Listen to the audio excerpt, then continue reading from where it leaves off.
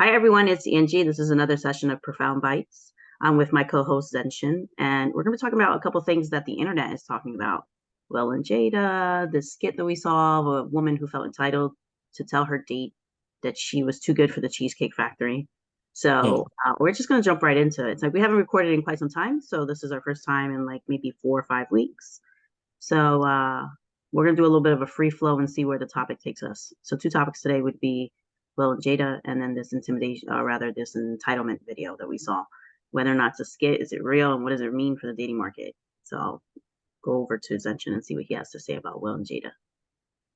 So the Will and Jada thing, I'll just go off and say first off, I have no real investment in the lives of celebrities, but I think you can glean some things. And I think the number one thing I glean is, when you marry someone, are you on the same page about what marriage means?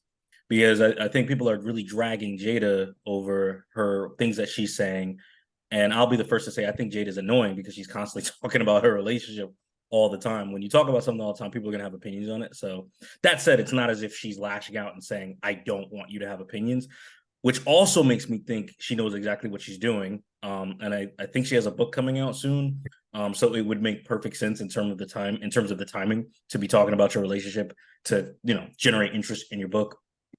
But I think it should be noted that Will, I think several years ago, was talking about his marriage and how his family was upset with his behavior and how he considered himself narcissistic, and his wife was upset with him, and no one really got on him, or if they did, it wasn't that loud at the time.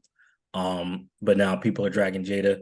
I guess I could argue that people are dragging her though because she's constantly talking about it. It seems like at least every couple months she is talking about her marriage and her relationship, and she seems to do weird things. Like, what was it, on their anniversary? I think she posted a video of her and Tupac dancing. It's like, why would you do that? What's the point of that? But I think her behavior makes more sense if you don't look at it under the lens of modern day marriage where it's like about love. I think her behavior makes way more sense if you look at it as an old school type of marriage. Like, if we consider celebrities modern day nobility, her behavior makes sense because this is the behavior of, I think, a person that maybe sees their marriage as more of a business contract. And I'm going to use this to push a product or sell a book or generate interest. And I'm a movie star, and so is my husband. So if I'm talking about my relationship, people are now more invested in what's going on in our lives. And if we make a movie, people want to see it. Now the behavior makes perfect sense. Now I'm like, okay, I see why she's doing it. I get it.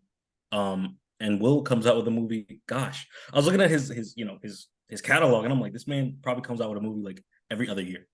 So from that perspective, I'm like, all right, I get why she would be wanting to talk about her relationship a lot. Again, though, I do think some of her behavior is slightly unhinged. Again, like, why would you post a video of you dancing with Tupac on a day that's about, you and your husband? That's weird. She did some other things too that I thought were strange, but and I'll talk about that in a second. But what do you think? All right, I want to talk about what we're really talking about. We're talking about marriage and what marriage means to the individual. Now, Hmm. what I do like about Jada, and I'm going to take the position in this call that she's not unhinged. She is actually very smart about what she's doing. And I find that as people who look at celebrities, we put them under the microscope. But for the Hmm. first time, she's like turning it back and she's like, you know what? I'm going to participate in this conversation because you guys aren't going to always hold the narrative that I want to tell. And maybe her book does that, where it talks about these 7 years that we've had presumptions about. You know, Hmm. they were separated, and I think that that was hard for them to come to terms with. Now, if you look at an average couple who are going through some type of marital problem, they typically hide it from their family within the first, I would say, 6 to 1 year of them experiencing some type of disconnect. We'll call it a disconnect, okay? Whether that's infidelity, whether that they grew apart, it doesn't matter the reason. They're just disconnected. I think that what they were doing, and what they said in their red table talk, is that we were exhausted with working towards what we were when we were young adults. So we took a break, but they didn't know what that break meant to them. That to me made a lot of sense because I went through the same thing. So I'm like, all right, I hid my breakup from my family for a while because I didn't know how to tell them. Here's someone that's been in my life for so long, and then now I have to go and prepare my family for this person not being in my life, and then explaining the reasons. Like, for the first time, I think she's genius, to be honest. She's like, you know what? You guys are always looking at me with this little microscope. I'm gonna go ahead and start participating in this conversation because you're not gonna hold the entire narrative. So to me, I find that rewarding because she's a woman who's successful. When she left the marriage, and it's interesting because we talked about marriage in general, that the women are usually the people who initiate the divorce, like about 70% of them. So she Mm, hasn't done that part because she revisits the promise that she made as a young adult, which was that she was going to work through anything to keep her marriage going. And she's like, mm. that's the promise that keeps me in this bad marriage. And when they talk about it themselves, there's this infamous clip where they're just like pounding each other. They're like bad marriage for life, you Yeah, I know. was gonna say. And then what that shows me is there's an understanding between them that marriage just isn't about love and romance. It's Mm, about the business contract or the promise that they made to each other. And the interesting thing here is that a lot of people are taking are vilifying her, and she's the one doing the talking. Where's Will in all this? He hasn't said anything, right? He hasn't come out and publicly said, "Hey, I'm aware of X, Y, Z." Every time he does that, his manhood is questioned. So why mm, would he talk? Why mm, would he talk? You guys are the ones, the internet are the ones that are throwing him under the bus because you're saying that he's less of a man because he can't control his wife. What? Like mm, we can't control women. Newsflash, we haven't been able to control women for a long time. So to mm, me, I'm like, go Jada, go. Like she's fine. Whether or not she has some mental issues, there could be. Whether or not she has some weird behavior, yes. But don't we all? Don't we all? Like what she's doing is that she's just really public about it. She's like, yeah, I still have an affinity or a caring for maybe for Tupac. Why? Because that was a young love relationship and it meant something to me. So what? Doesn't mean that she loved Will any less during the time frame that she was involved with him. 1997 to 2016 is almost 20 years. mm. And I actually take the position, and this is an unpopular opinion, that a 20-year marriage is successful. 20 years could actually represent the 60 that we're used to. We're used to people being together for a lifetime. Well, guess what? Our lifetimes are much shorter. We experience things a lot faster in this modern generation. And that 20 years was successful for them, or maybe it wasn't. We don't know. Her book actually goes into different phases of her life. So I find it Mm, interesting. I'm not throwing her under the bus. I find that she's just a woman with resources. And what that means is that she can talk all you want. mm, Go ahead, girl. It's funny because I put in my Facebook page, I'm like, Jada, take me out of the group text. It was a joke. But she got me in the group text and now I'm involved in her life, right? Because she mm, wants to be part of that talk, that conversation. Okay. She's selling a book. Okay, maybe I'll buy it because it's interesting to me that everyone is just throwing this woman under the bus, that she's uncontrollable. Oh my God, mm, poor Will. I'm like, well, come on. He can't control that woman. He couldn't control her in 97. He can't control her now. Why are we all upset because of that? Just end it. But go ahead. So yeah, so she's only said probably like two things that I'm like, what's the point of that? You're either trolling or you're just trying to get people hyped up. When she said it was something in this, she was on an interview on a podcast actually, and I think she said it both these things in that same podcast. She said, I felt like Tupac was my soulmate, but if we got married, he would have divorced me. So you're basically acknowledging that you were deeply in love with a man that didn't love you, or didn't love you enough to be committed enough to you. Because apparently Tupac had asked her to marry him, but he was in jail at the time. He was at his lowest point. And I'm like, yeah, people when they feel lonely or at their lowest point, they usually reach out. So that made sense that he would do that. And she turned him down. And her logic was once he got back on top on his feet and got out of jail, he would have gotten a divorce. So that seems weird to me to admit like out loud, especially when you're married. Granted, she's separated, but when you're still in your marriage or you're in your bad marriage for life, that you thought another man was your soulmate. That to me seems like 100% troll. That Nope. to me seems 100% I'm trying to generate interest in my book. Because I don't think typically most people would say that out loud. And I don't think most people marry their quote unquote soulmate. It's all nonsense to me. There's no such thing as soulmates. When people say that, they think like the person I love the most or the person I think I should have been with. Most people don't marry that person. And we know that I don't think there's a reason to talk about that. So when someone says that, I'm always like, well, what's the intent? Like, forget about the outrage and all these emotions. Like, what's that person's intent? Like, what are they trying to get out of that? Is it just catharticism? Like they're just trying to get it out and to get a weight off their shoulder? or are they doing it for a specific reason? She's not telling that to Will. Will probably already knows he married her, so, but she's putting it out into the world. So I'm like, I think that's a business decision. I mean, and it's the business of her marriage, right? Like she signed the contract, not me, so she can conduct her business the way she wants to. She can conduct her company the way she wants to. That's how I see people's marriages. That's your company. That's your private company. Do whatever you want as long as no one's getting abused. Like, it is what it is. What do you think? So I don't find it weird to say that someone was your soulmate because I've had deep personal connections with different people in my life at different points in my life, and I feel like those are soul ties. Like those are people that I can then look at and be like, hey, we had that connection, and there's just something there. And maybe for her and Tupac, it may have been artistic. It might have been something that they young and in their career they were there for each other. I don't really know too much about their relationship during that time frame, but young love is possible. I mean, if you talk to a lot of people, they talk about their high school love as being, an important part of their lives. It gives them a real foundation for what love might be or feel like. And so I feel like that's what she's describing, and maybe she is acting out. Maybe Will has done a lot more than what we know. And so to get back at him, she does these things that, then, everybody talks about him and how he's less of a man because this woman is doing all these things. And so we were trying to vilify her when maybe she's directly trying to get back at him. Who knows? So we don't really know the motivation of these people. What we could do, but what we love about it is that it's juicy. It's like reading the tabloids. It's like, everybody gets a little piece of pie. We get to taste it. And then we're like, then you get to give your opinion and that person gets to give their opinion. Our opinion don't matter. Okay. What matters is their opinion and their relationship. But guess what? She's selling us a book. And if she's doing good marketing to me. There's no such thing as bad publicity. So she's getting more exposure. People are going to be interested. Could there be some people that don't buy the book? Yeah, but I don't really think that those people are readers anyway. If you're a reader, you're going to read because you enjoy reading. So that's and the story is slightly interesting, so you might pick it up.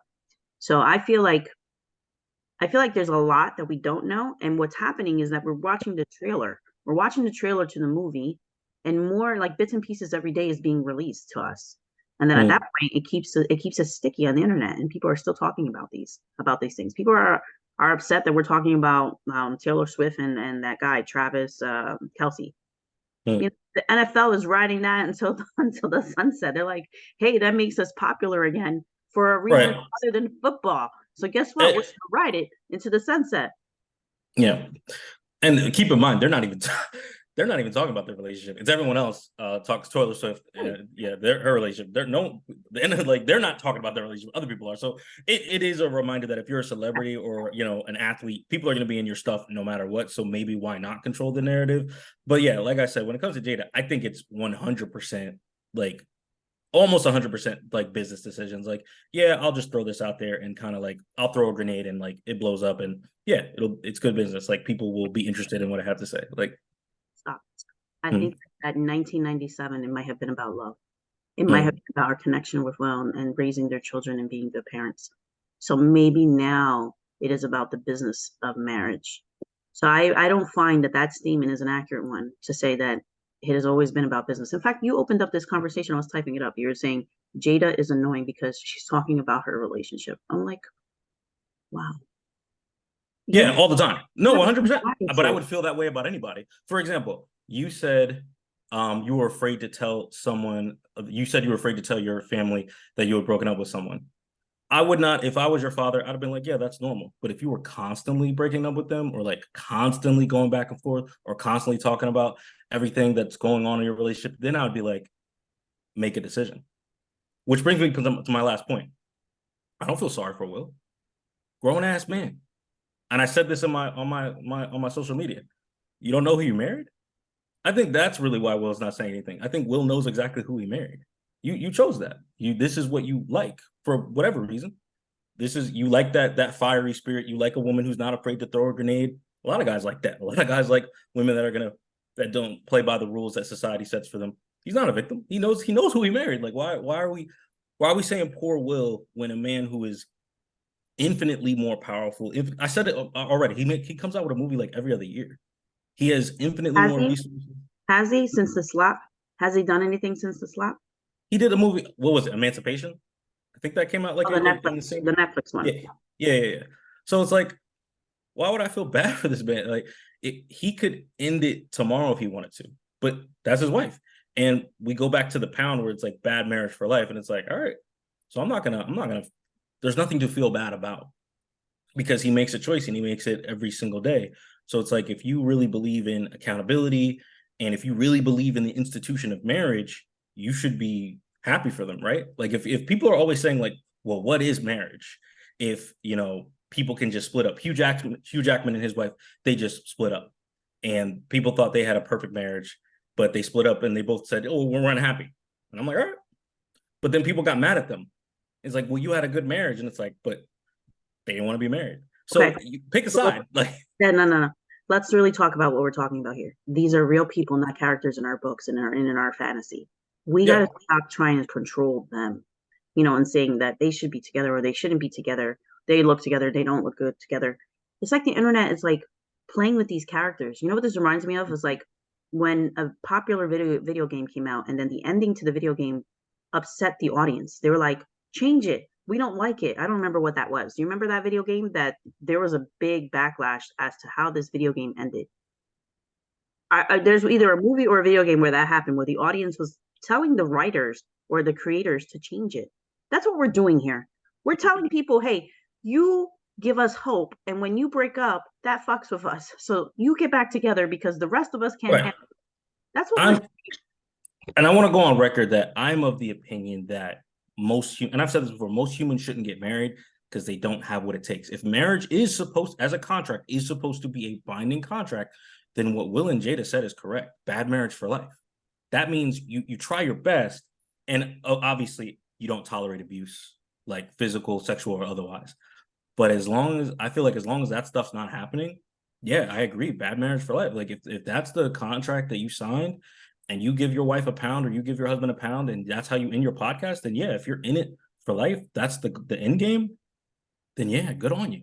So this whole narrative that like feel sorry for Will, why? He literally said it. He literally said, I want to be married to this woman for the rest of my life. You should be saying good on him for standing by his wife, and she's doing her thing on any podcast or any interview, and he's like, yeah, okay. Where that is that not should we not be congratulating him for that, for saying, okay, I said this, I'm committing to it. Now, of course, they might get divorced tomorrow, and maybe people will be disappointed by that. Ultimately, though, I think people should just be. I want people to be consistent. And if they're remaining consistent in their promise, I say good for them. That's kind of like where I think I defer from a lot of men, where they're like, she's a witch and she's this and she's that, and I'm just like, hold on, whole grown adults that made a decision, and it's like poor Will. How is it poor Will? I just don't understand that logic, and I don't think I ever will. I don't either. So I don't think Will's a victim. I don't think she's a victim. I just think that she's a woman with resources. So she gets to talk as much as we do. And she's like, you're not going to control the narrative. I'm also going to be part of the narrative.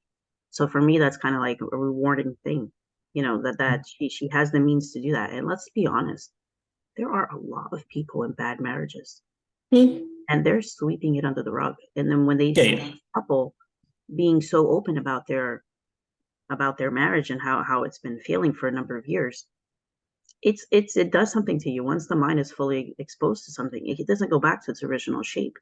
You almost start thinking about yourself in this scenario, and you're like, well, how does this impact me, and what am I going through? There's questions that we typically ask ourselves as a result of watching a movie, of reading a book, or and this is what we're doing. We're watching it play out in real life, and we're getting little bits and pieces of it because they want it to be sticky until her book comes out. And even after her book comes out, it's going to be sticky for a little while because people are going to read it and they're going to be like, oh, there's this revelation. Now let's go ahead and let's dissect it, because people like that.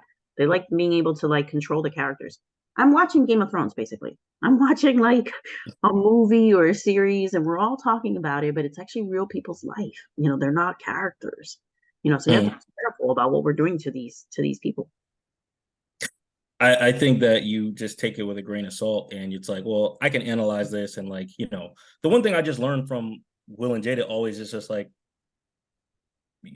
if you make a commitment and that's your commitment, it's your commitment, and make sure you're on the same page about who you're marrying. I generally assume people know who they're marrying, unless there's some major revelation. I've had too many conversations with people where they've gotten divorced, and I say, okay, when did you know you were going to get divorced? And usually women, they'll be like, yeah, within 3 months. And I'm like, okay, but your marriage lasted 10 years. And they're like, yeah, I know. I wanted to make it work. So I don't, I usually don't believe people when they say they were blindsided.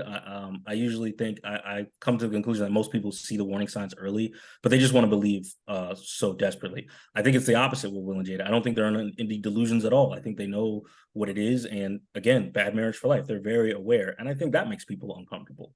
I think that makes people upset where you're acknowledging that it's a bad marriage. Why don't you just leave? And I'm like, if you believe in marriage as an institution, you should be rooting for them to work it out. As long as none of them is trying to hurt each other physically, mentally, or emotionally, and they're aware of what's going on, you should be like, all right, good on you. Yeah. So the other part, and the internet did this. We did this. We made them the poster child for open relationship. We did that. Hmm. I don't remember them ever saying we're in an open relationship. Hmm. The internet was like, all right, well, they're not together and they're dating other people. So that must mean that they're in an open marriage. And what we wanted to have was a conversation about open relationships because it was a thing.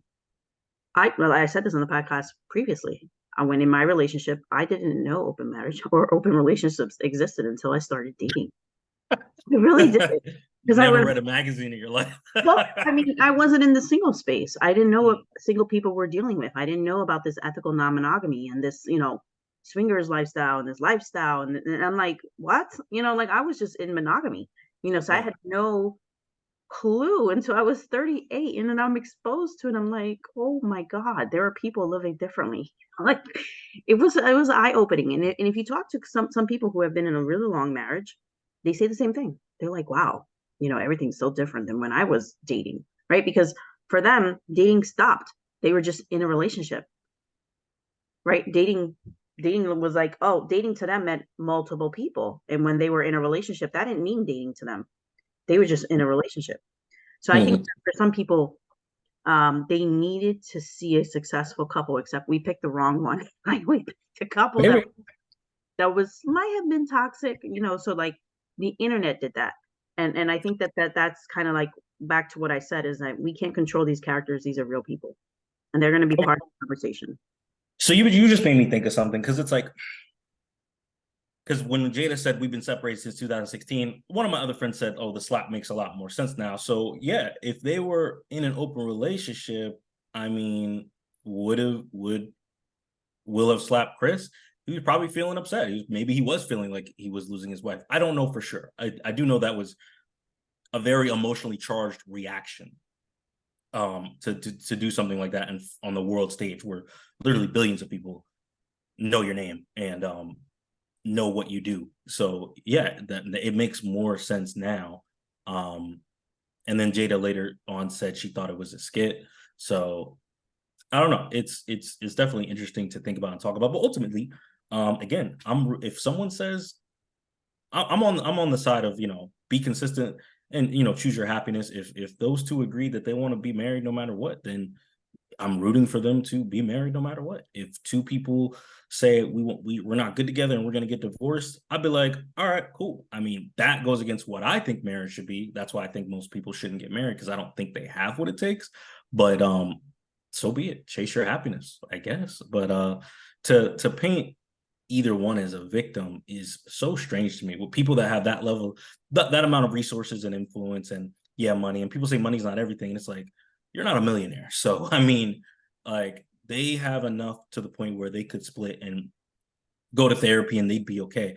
It seems evident to me that they want to try to work this out. Yeah, they're separated, but they've been separated for a while. So I think they are hanging in there. And I think that's commendable in its own right. Yeah, I don't think they're working it out though. I think that they're just living parallel lives. And what and Possibly. yeah. And I to be honest, a lot of people are doing that right now. Like Yeah. they're living parallel lives with the Yeah. person that's in their household. The only Yeah. difference here is that because these people have resources, they're living in separate households. So maybe they and the other thing that Will and Jada were kind of like the poster child for was for this quote unhappiness that we are Mm, individually responsible for our happiness. Like they're very mm. consistent about that.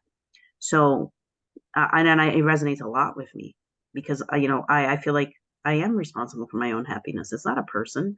A person isn't going to make me happy. It's not like a checkbox. It's I, that.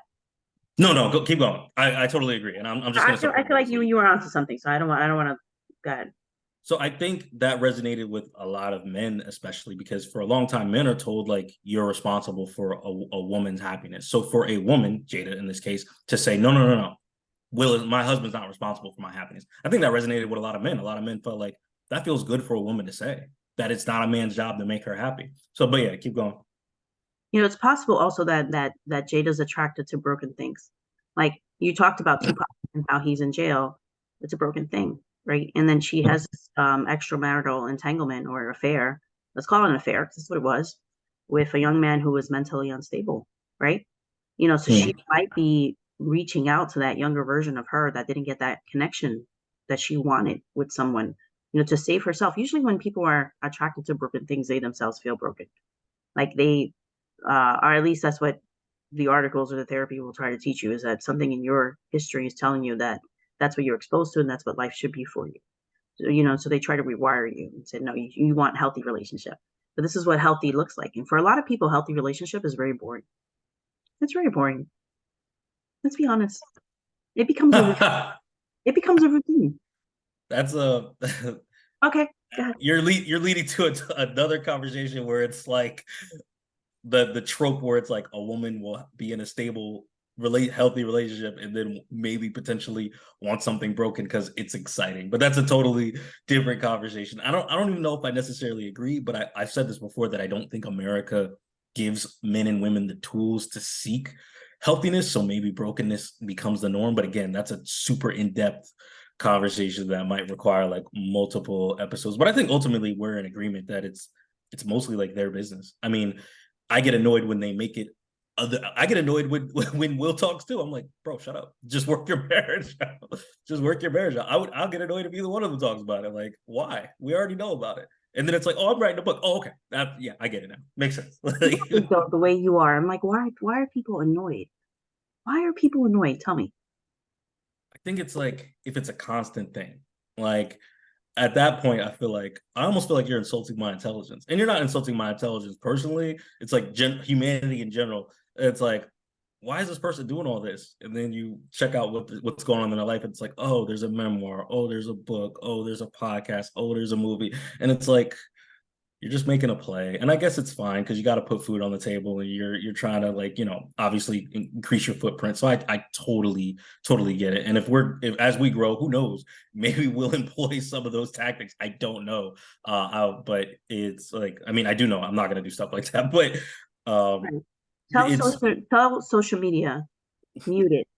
You know, the mm, algorithms are feeding it to you because you click on it. You're also mm, the culprit. Okay. So mm. let's not blame them. Well, the sites that I follow are putting it, on my feed and Okay. stuff like that. So go look at other sites in the meantime. Very true. Very true. You have a very you have an active role in this responsibility to go seek out other information if this information is Very true. annoying you, so supposedly. Very true. Very true. All Very right, let's true. talk about the other situation. The other situation was this skit that's I'm calling it a skit. That's circulating the internet of a woman who goes on a first date with a man who takes her to the Cheesecake Factory. And she is apparently upset with his choice in restaurants.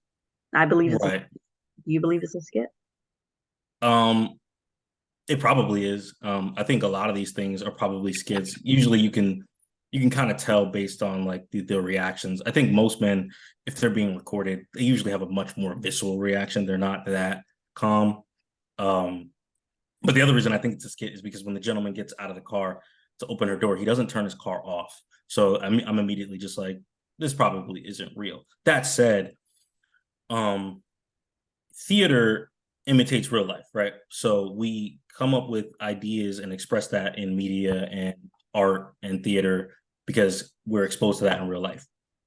So is it like a one-to-one situation? No, but I'm willing to bet that that woman and her friend, um, maybe they've heard stories like that, maybe they participated in similar situations, or they've been in conversations with other people that had similar situations, and this is probably an idea that they wanted to explore. Would you say that's fair if it is a skit? Yes. So I feel like what these the two things that made me believe it was a skit was the guy says he waited an hour outside of her apartment because she wasn't ready. Skit. The second part that he does is that I'm probably gonna get vilified for this. She's an African American woman. I Mm. believe he's a different culture. I don't know what he is, but they did not look equitable to me in In terms what way? in terms of two people being attracted to each other. They didn't look like a two people that would likely be attracted to each other. Does that Why do make you sense? say that? I don't know. I feel like when he gets out of the car, I just feel like it wasn't a couple that I typically see. Like it's not a believable So you've never relationship. seen like an African American woman with No, a no, no. That's Latino not what man I'm or saying. I'm Hispanic saying man? like he's like a level 5. She's a little bit higher in the hierarchy in her beauty, although she's sitting down. So I have no idea like what her body type is. I only see maybe her top half. So for me, it's a skip for those two reasons. The idea Mm. that someone will wait for you for an hour outside your house, the idea that you give someone your address to come pick you up outside of your house, I would say 90% of women are not doing that on a first date. Hmm. Well, so I'll tell you something. I've done that. I did it once. Maybe not an hour, but I've waited for women. I don't think I told you this before, but this was kind of like my eye opener for how dating would be different back in the day. I dated a woman whose family is from the Caribbean, and I was outside of her house, and she was late. I got there, and her aunts knew me, and they were not having it. They said, "Oh, Marcel, you're here to pick up so and so," and I was like, "Yeah, we have a date." And they both looked at each other, and then they looked at me, and they were like, "What time was your date?" And I was like, "Now." I said I'd pick her up now. They went right into that house. They were not having it. And I don't want to say an hour. She maybe took like a clean 40 minutes to come out. But they were furious with her. It didn't last long. But that I'll talk about that story another time. But that really opened my eyes to the difference between like old school dating and modern dating and the influence that elders have on the next generation. But yeah, I waited for quite some time. And I, I'm not spoke saying to. waiting in general is unusual. You have a Hmm, personal relationship with this person. What I'm saying is like when you're meeting a stranger, hmm, hour is probably not how long you're going to wait. You probably have a 15, 30-minute clock, maybe 45 minutes. An hour is stretching it. So I think that there's quite a bit of you had some personal knowledge of this person ahead of time. It isn't a cold hmm. a Yeah, it cold was not cold. It was not cold. yeah. And I don't know whether or not they presented that in the skit as being a cold date, but Nah, I don't. Yeah, they did. I'm calling it a skit. I don't know if it's real life. I mean, I think that the that's part one. Part one is this a skit and is this valid for us to break down? I think that yes. What you said in the beginning is like, can we glean something from this? Yes, we can. The biggest thing that I glean is that women are very difficult on men. Like like that. First of all, and I said this on my social media, the Cheesecake Factory has the best shrimp scampi I've ever had. Okay. So, like, there are things that the Cheesecake Factory does well, even though they're a franchise. And Mm, simply because they're a franchise does not mean they're a bad restaurant or they're not a good restaurant.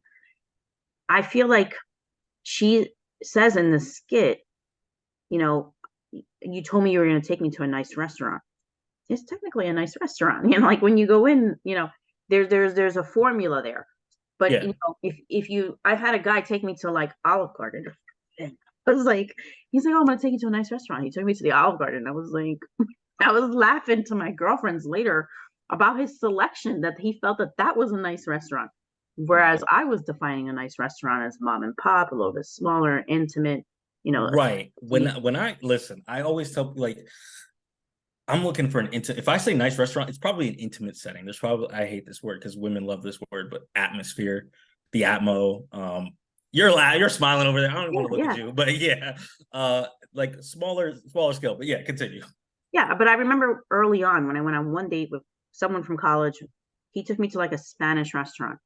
And I was looking at him like, yo, bro, I eat Spanish every day. Like, can we go somewhere else?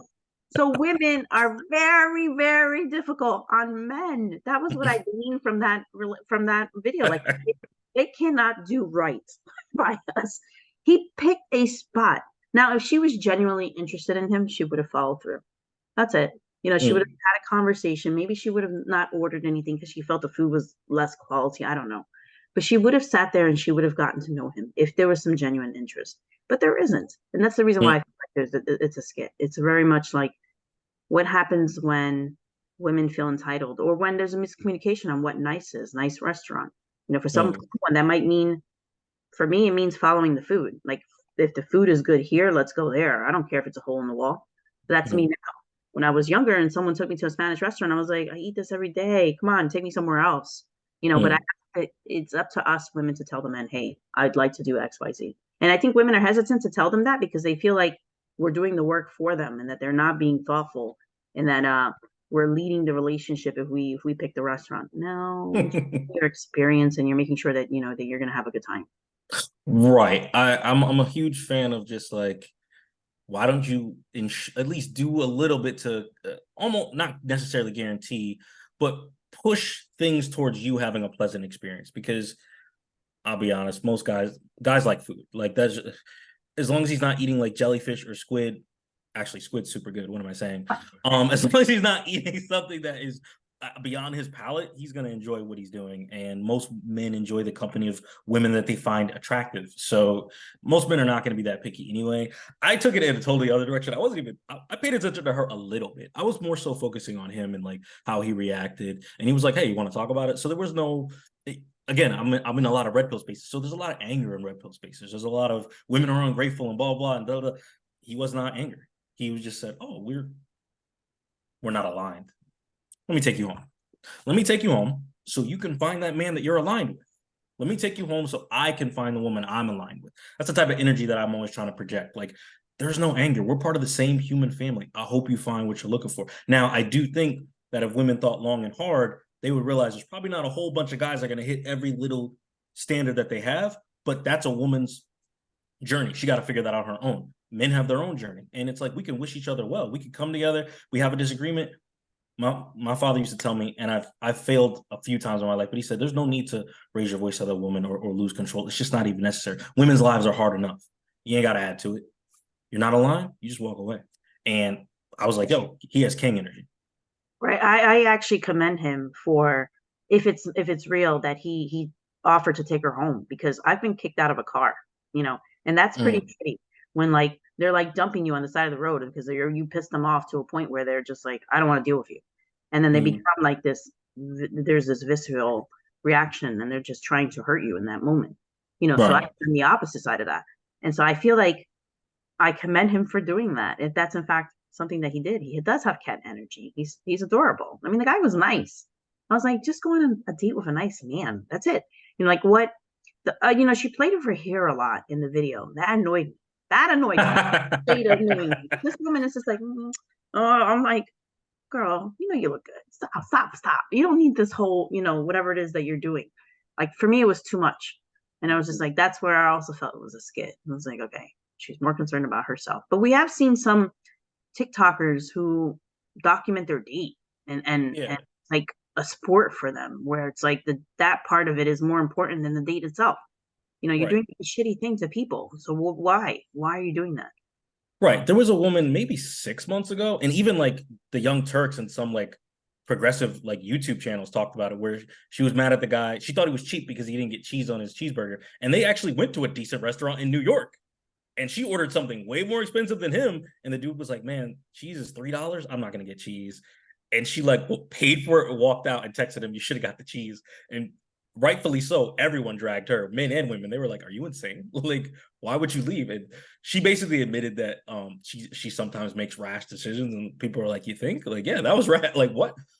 So sometimes people do wild things, and of course, I'm sure that this skit, assuming it is a skit, was making fun of those women, like women that try to document everything, and they'll post something and they think, yeah, I really ate with this, and then they get ripped a new butthole by the entire internet. But it is fascinating to me. I will say that when it comes to women like that, I think that does happen because we tend to when women do stuff, we tend to be like, get it, girl, slay. Doesn't matter what it is. It could be anything. It could be like, I got the Irish cream smoothie from McDonald's. Get it, girl, slay. Enjoy that smoothie. Like, it doesn't matter what it is. So eventually, I think women get the idea, like, no matter what I do, people are gonna hype me up and give me props. And then you do something like that, and maybe you disrespect a guy that's genuinely nice, and the internet turns on you, and you get confused. Um, but back to her actions, because I talked about him and like why I was so focused on him. But as far as she's concerned, I mean, again, in the skit, he said he waited an hour and he did have a plan originally, and that's why he had to change his plan. So again, like that, what's important there? Like there's a miscommunication there. She didn't understand the impact that her action had on his reaction. So that has to happen too. If communication is so important, things fall through. I'll give you an example from my personal life. I was supposed to go out with coffee with a woman that I was talking to for a while. We've had several great conversations on the phone. She works super hard. She works a lot, and she's always traveling. We are supposed to go out for coffee. I know y'all don't like me now because I take women for coffee. I ain't taking women enough. He better than me. All right. You want to take a woman to eat the first date? All right, cool. That ain't me. And then she was like, I'm really busy. And I was like, that's cool. There was no anger. It's like, you're a good woman. You work hard. I know you're busy. I know you have things with your family. You got a brother. You help out with your parents sometimes. Like, you got a lot going on. That's cool. I was like, let me know when you're free again. That hasn't happened yet. She's been super busy. Maybe we'll never go out. That's fine. Maybe that means she didn't like me enough. Maybe we're not aligned. It's okay. I'm not worried about it. I think she's a great person. I want good things to happen to her. So it's like, I'm always trying to have it in my mind, like what's the point of getting angry at this woman who has her own struggles, has her own trials and tribulations, is trying to get through this life the best way she knows how? Like, what is the point of me getting angry at her or projecting on her? I can only take her at her word. If she says she's swamped and she doesn't know when she'll be available, I'm gonna take her at your word, because what else can I do? It doesn't do me any favors to begrudge a woman or become jaded. And it's hard enough to not be jaded when you're in these spaces and doing all this research for a podcast and reading all these stories and all. It's hard enough to not get jaded. I don't want that to like come into my personal dating life. So whenever, I don't know, from now on, I guess I've tried to embody that already, but from now on, whenever I feel like I'm misaligned with a woman, definitely going to think of this man and be like, you know what? Good luck to you. Like, can I take you home? Like, what can I do to like make things easier for you? And of course, towards the end, she's like, can we compromise? And I'm like, the Cheesecake Factory was the compromise because he picked out a nice place. But again, that's an issue of miscommunication. She did say something that was interesting. And I saw another recent video that really blew my mind. She was like, why would you take someone that looks like this to the Cheesecake Factory? And I'm like, and my response would have been like, I don't know what you look like because you're wearing a lot of makeup. But so it's like basically admitting that there is a transactional exchange going on. So I look a certain way, therefore I deserve a certain level of restaurant. And if you're a woman, I don't know if you really want to play that game, because the men that really have that type of money and really will splurge on you for a first date, those men have very high standards. I've had conversations with those men. There's things that those men will tolerate and many things they absolutely won't. So, and if you're going to play that game, like those men, they don't mess around. One of my friends, she went on 2 dates with a doctor, and super good looking, super educated, tall, hit all those marks. One time he called her and was like, you should have slept with me by now. Ask your friends. And she was like, what do you mean? He was like, you know exactly what I mean. She was like, well, I'm not ready to sleep with you. He never spoke to her again. Because unfortunately, men of that level, they have enough resources where they can kind of do what they want. And there are women that will respond to them. So I think that when women say like, I look this good and I should get what I want, I'm like, if you're really ready to play that game, it might not be the game that you think it is. Because men that can do that, they kind of play by their own rules. So that's kind of what I took from that. All right, everyone feels entitled to whatever it is that they feel entitled to. Okay. I think that the baseline is safety for everyone, safety for the man, safety for the woman. I don't think a man dropping $150 on a date is going to guarantee him anything. And the doctor who's saying, my money and my status should get me sex faster, he just proved that it doesn't. So for me, it's like the same thing for the woman.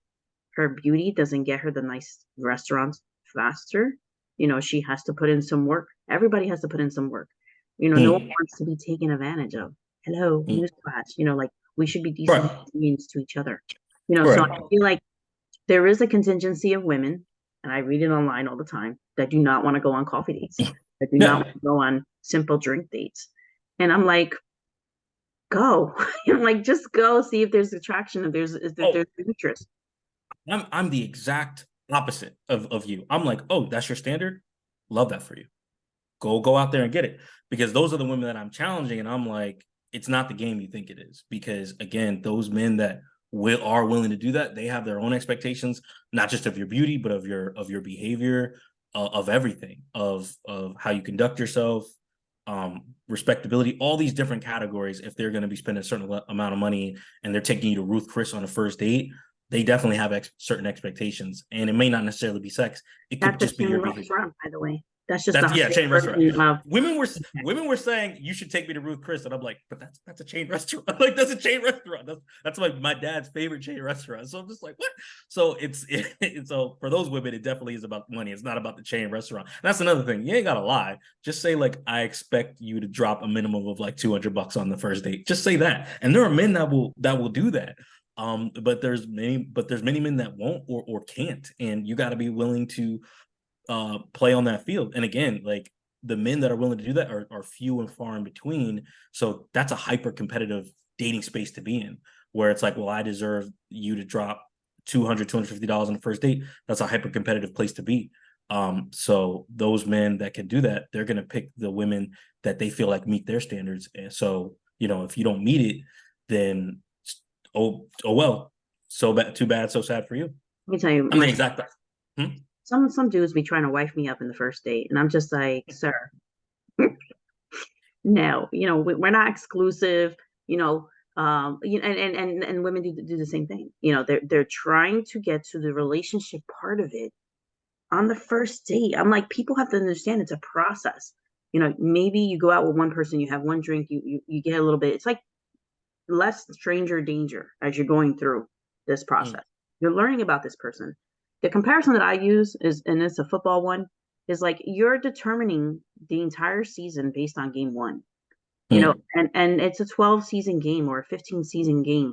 Like you have to really put yourself out there several times with the same person, seeing whether or not there's compatibility, connection, chemistry. Those are the three things we look for. The Cowboys have proven time and again that winning a few early games don't mean jack. So like, right. But you got to understand something. People are just unwilling to go through steps. They want to get there faster. The doctor wanted to get there faster. The woman in the car wanted to get there faster. The better dates, the nicer dates, get me there faster because they felt entitled. For her, it was her beauty. For him, it was his money and his status. So for people got to understand whatever metric that we're using to get us there faster is probably not the metric the other person is using. You know what I just thought of? Remember, this is like probably our second or third podcast because, I've been looking over some of them, but it was like, I said, in my experience, if a woman like really, really likes you, you're probably going to have sex pretty early. It's like never a guarantee, but that's usually the case. If there's chemistry, people are attracted to each other. We're animals, yada, yada, yada. The logic these women are probably using is if this guy really likes me, he's dropping $200 on me on the first date. And I'm like, I can kind of see your logic, but a lot of guys, there's so many other factors. Just the biggest factor just being, what does he do for a living? He just might not have it like that, or he does, but it's like, if I'm going to do that, I really got to make sure I'm sure about this woman because I can't do that on every first date. That's a lot of money. So I'm not sitting there with my calculator keeping track of what I'm spending. Yeah, like, are you kidding me right now? I am not doing this. I know many of my girlfriends who don't do this, and they've been on super fabulous dates. I've been on super fabulous dates, and I'm not like figuring out, oh, he just spent $600 or he just spent $400. I don't care. I care about the experience, whether or not we have a connection. And if it's going to move towards another step in the relationship, if there's a relationship. Right. And I would also say maybe those women think that the amount of money spent is a direct correlation to the experience, or the experience is only valuable if it's worth a certain amount of funds, which is a different type of mentality. I mean, not necessarily wrong. Obviously, an amazing trip or going to an amusement park or something that takes money, right? And those can be some amazing experiences. But I think it also depends on your personality. This goes back to something I said earlier, which is that women are competitive with their stories. So they'll sit there and be like, my guy took me here. My guy took me here. And where's your guy take you? I'm like, sitting there watching this. I'm like, okay. Like, well, yeah, that goes back to like when women are on dates, like they'll record the date. They'll record where they're going and what they're doing and what they're eating and the rides they went on. And we went on this boat and we saw this fish and we saw this whale. And women absolutely do want to share those things and to show like, I'm experiencing all these different amazing things. And guys are just looking at her face because we're guys, we like to look at beautiful people, beautiful women. So that's like the difference. But no, totally. I would say like I guess in this case, if you're a woman, kind of like get out of your own way a little bit, or like enjoy that moment, and obviously communicate. If you're really hung up on having that amazing experience, don't be so caught up in this idea like, oh, I can't let him know what I'm into because he has to guess or it's not as romantic. I'm like, lady, if you're really invested in having a good time, you might want to throw him a few ideas. I did see a recent video where a woman said she actually has a list of like date ideas and like restaurants and stuff. She'll just give a guy a list of things that she's into. And I'm like, there ain't nothing wrong with that. There's Yeah. nothing wrong with that. And then maybe you have like 25 things on the list. It's restaurants and activities, and it's like, and that gives you an idea of what he's into, because most guys are probably going to pick something that they think they would enjoy as well. So now you have an idea of the type of guy you're dealing with. It ain't bad. It's not a bad idea. Yeah, I overwhelmed someone with my list once. They were like, "We ain't doing all that." It's like, you ain't got to do everything. What? I was just like, "We should go pick one thing," and then he's just like, "No." So then I remember when he said no, I was just like, "Okay, this is the wrong guy for me to send that list to." It wasn't his response is going to be the response every man will have.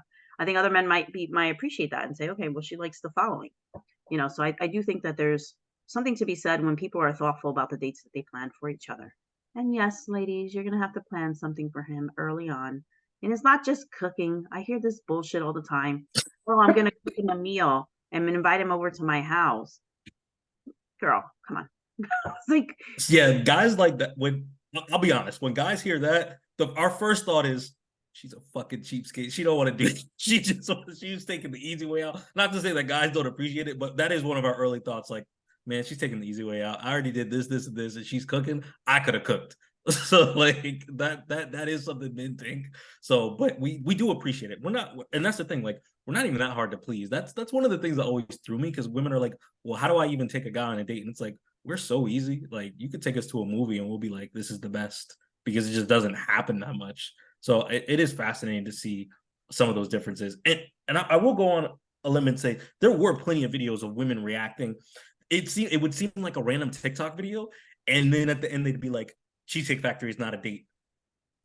All right. Like, so all right. So you want to go to, I mean, gosh, you have want you to been go to to the Cheesecake Factory?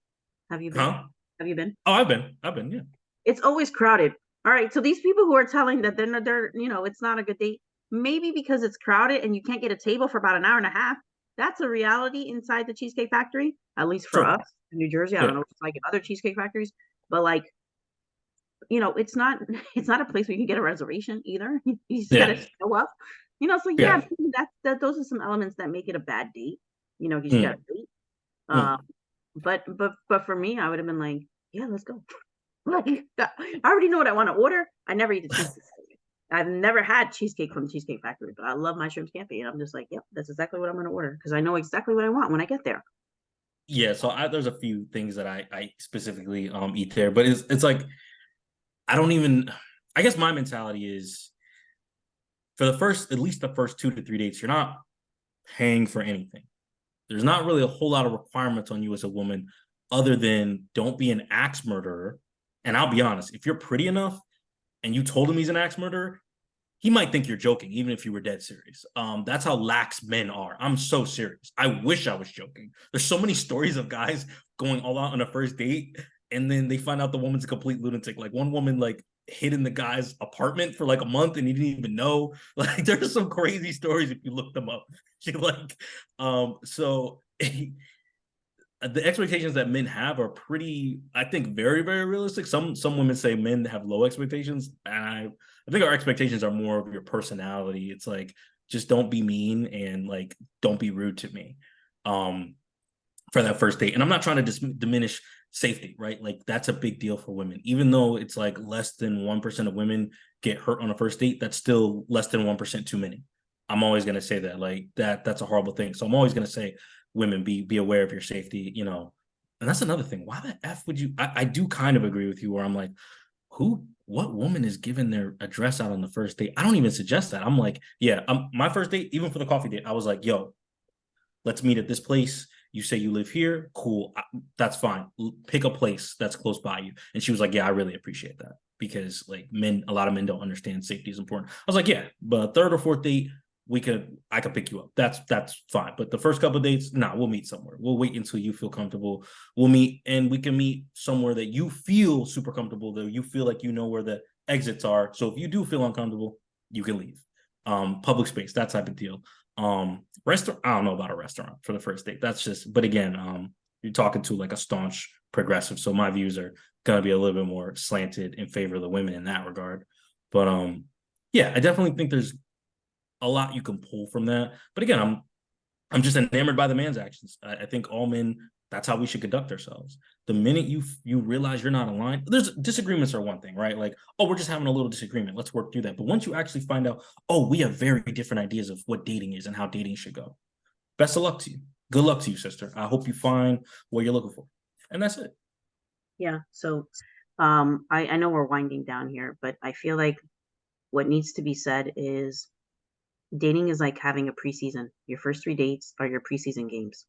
That's kind of like you're testing to see whether or not you should follow through with the season, which is dating that person consistently. So for me, first 3 dates, I'm not as judgmental, and I feel like women need to be less judgmental and just accept, the things that he's providing and giving, and seeing whether or not you want to accept or reject that. If you reject and say, hey, we're not aligned, some of the dates you plan, I just haven't had fun, thank you, and you move on, or you give them an opportunity to plan better dates, or you participate in the planning. You say, hey, I'd love to do this, would you like to come with me? I do that quite often, and I think that men are kind of like they're like unguarded. They're like, oh, she's inviting me. What does that mean? Oh my God, she's gonna think I'm her boyfriend. Like, no, I'm simply trying to provide us with an experience so we get to know each other Mm, better. So like men also have this thing that if you're too aggressive, they feel like you're pushing the relationship into a relationship. Like, I'm not trying to husband you up, within the first 3 days. I just want to know if I want to continue dating you. That's it. mm, Men and women need to be able to say, I want to know whether or not I want to continue seeing you. That is it. mm. The only question you need to answer within the first 3 dates. That's your preseason. Your preseason is going to tell you whether or not you want to follow through. Yeah, I can totally understand what you're saying when you're like women should ease up. Because I mean, and let's keep it real. For those first 3 months, the man is doing a lot of like the pushing, not just financially. He's doing a lot of most of the energy in the relationship in the courting is coming from him. And most men just expect you to not be like, don't kill my family and don't be mean to wait staff and just try to look nice. Those are most men's like basic expectations for those first like 1 to 3 months. Like they're not really expecting much. But again, I disagree. I feel like if women have high standards, though, okay, chase your standards. I feel like, and the reason I say that is, I think people just need a reality check. So I was like, okay, chase your standard and see what that does for you. And if you're not getting a result that you think you should be getting, and it's been a year, 2, 3 years, okay, well, maybe you need to make a change. Maybe it's time to reflect and be like, why aren't I getting this result? I keep holding out for men that are going to drop $300 on the first date and it's not working. I wonder why. Well, I don't know. Maybe look inward. Yeah. So I think women should embrace that. And if it leads them to water, like, great. They learned a lesson. And if it leads them to the specific result they're looking for, great. I think people should embrace. I think people are stubborn and they got to be shown the error of their ways, or they got to be shown that something isn't working. I think getting an obstacle leads to evolution. That's kind of how I feel. And I was just now rethinking, like, yeah, you're right. I'm probably being a little too harsh on Jada and Will to a degree. If I'm getting annoyed, but then again, it's still not that serious. It's mostly just funny. It's mostly just hilarious. Because I know a month from now, I posted this on my wall. It's like Jada Pinkett Smith declares that she does not even know who Will Smith is. So like I'm waiting for that. Like, who is Will Smith? Like, I think I had a dream about it. Like, so Listen, it's listen, audience, we're picking up this life in like chapter, I don't know, mm, however many years they've been married. There was a mm, lifetime that they were together, and we're shitting on that relationship a lot. And the internet mm, downplaying maybe there was love in the beginning. Let's let's mm. let's let's let's be nice to the fact that they're people and they're not characters, and we can't control them, and we get to witness what they're doing, and that's fine. And but they can also participate in the conversation. That to me is the most important part that I want to explain to the audience that listens to us, is that these are people. They're not. It's not Game of Thrones. This is not Daenerys, and this is a character that was written up. No, this is a person. So this person with feelings, and they had a lifetime before they involved us in their relationship. So We were talking about like what defines a successful marriage. and it's obvious it's not just longevity. We both agree on that. I mean, look at their children. Their children are free spirited and don't feel weighed down by the pressures of society. They don't try to box their kids in. They love their kids. Jada has, I think she spoke on Will's oldest, which is not her child, but she seems to have a solid relationship with him, and it's like, wouldn't Right. that be considered successful? Like look at their kids. I mean, so yeah, that's their journey, and I'm rooting for everybody who, in their own way. If you're chasing your happiness and you believe that means being in bad marriage for life, as they put it, yeah, I'm rooting for them. Like whatever, like do what makes you happy. And again, I do believe marriage should be a commitment. Um, and if they're committed to it, then yeah, then I think that's fine, and they're figuring it out in their own way, and at least they're open about it. Will doesn't have, to our knowledge, a family. They live in California. He doesn't have a family in New York, to our knowledge. They're wide open about what they're doing. They had a discussion about Jada's entanglements. We saw pictures of Will with, what's her name, Charlize Theron, I think. She was she was like the main star in like Hancock. Mad Max, yeah, and several other great movies. So it's like he was clearly doing his own thing. Like he took hella pictures with her, and everyone knew what was going on, and no one was like dragging him at the time. So it's like, Because whatever, that's their man. we're used to men having extramarital relationships, and we're kind of like forgiving of that. But when a woman, we're like, oh my God, poor Will. And my whole thing is like, he wasn't shocked by any of those things, and he even said like. There were several times during that conversation where he was like, yeah, when you first told me about this, or back when Og did this. And I was like, oh, he's obviously aware of these things. This is not for him. This is for her at the red table, like telling her story about what's going on, because there were so many, like, rumors and things like that. So I'm just like, again, like, how is one of a victim if they're fully aware of who they're in relationship with? It seems like a very weird narrative to me. Like, if you want to be like, it's annoying that their relationship is always in the spotlight. Totally get it, because I feel the same, but I'm definitely not trying to victimize anyone. Why are we victimizing adults? I just don't like that narrative at all, because there isn't a victim in this situation. Like, I don't see it. He's very empathetic too. Like I found him to be like, he was concerned for the guy and her, and I was just like, wow, that's really higher level. Like he didn't have a visceral reaction to it. It happened, and I get it, because he's probably been there too, and he's done it. And we don't know what, like I said, there's a 20-year marriage that we know nothing about. Maybe more in the book. I don't know. I don't know what the book's come out. We're getting all these little previews on bits and pieces just so that it's sticky, so that we buy the book. Maybe. Or she just really likes talking about her relationship because she has power. She has power. She's in a place where none of those things affect her. That's what happens when you have money and resources, right? Like, you can kind of do whatever you want, and it's like, whatever. I'm still rich. I'm still influential. I'm still powerful. It's kind of one of the pros. I think it's one of the reasons why probably everyone wants to get rich, because you end up in a space where it's very hard to touch you. Yeah. All right. So I think this was a good episode. I enjoyed our topics today. I hope the audience walks away with something that they feel it was profound. These are not characters. These are just people like us, and they go through the same relationship problems, and maybe it's just under a magnifying glass, but they also get to be part of the narrative. So let's see how it plays out. Yeah, it'll be interesting. I'm sure Jada, like, that's her. I think it's, at this point, that's her personality. We'll probably hear more about her relationship in the future. We'll probably, if they do get divorced, we'll probably hear about it. If they stay together till the day they die, like, it's very clear, like, she likes reporting on her relationship. It is what it is. I think people should just kind of get used to it, and that includes myself. Like, if I see something on my feed, I gotta just be like, oh, that Jada, she's at it again, like, talking about a relationship. All right, what's the newest anime? I think that's just something that we gotta get used to. I think you had a little bit of bias in the beginning, but now you seem less biased, which is good. You said that she was annoying. She's not annoying. She has a platform. She has power. She has money. She has resources, and she's part of the conversation. You won't To control be her. fair, a lot of people annoy me, and then I get over it pretty quickly, and I'm like, human's gonna human. Like, I'm sure I'm annoying to plenty of people, and it's not a big deal. They're not hurting me. They're not hurting anybody. So who cares? It's just not a big deal. Change your algorithms and change what you're reading, and then that way you won't read too much of it. Sure. All right, guys, have a good day, and we'll start recording again and posting these on YouTube. Cool. Hopefully. All right, guys. We'll see you later. All right, bye.